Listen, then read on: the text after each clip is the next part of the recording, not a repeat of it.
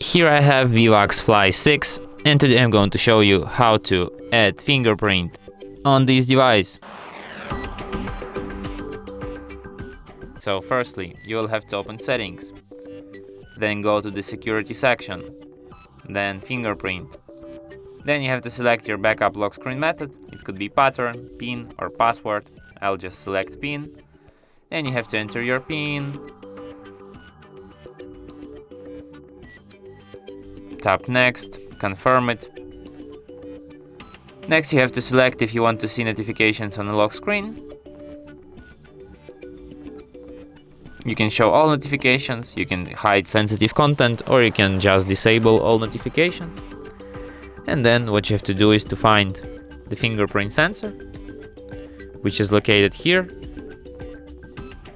at the back of your device. And what you have to do is to just tap it with your finger several times like this until it remembers your fingerprint.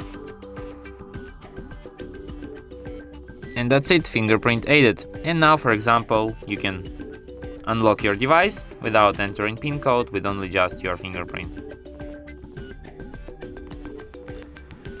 And that's it. Thanks for watching.